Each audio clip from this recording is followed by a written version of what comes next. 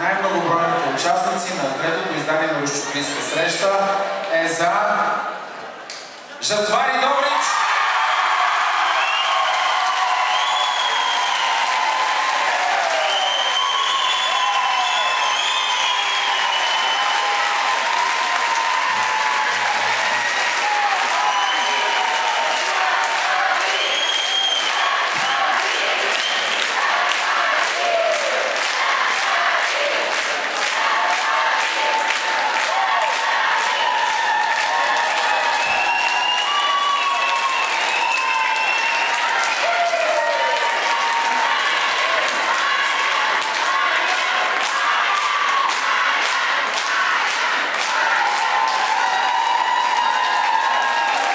И сега, след като всички категории получили своите награди, имаме една специална награда.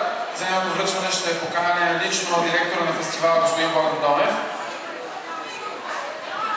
Наградата на сдружение Арт Русчук.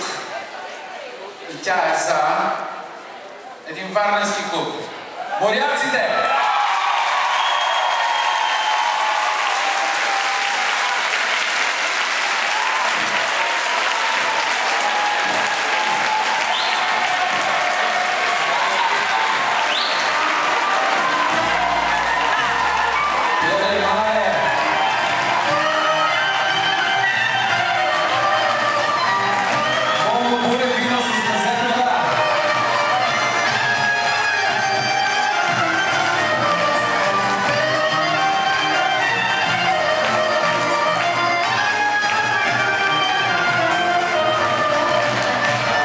Има ли моряци, които могат да поемат тази тежест?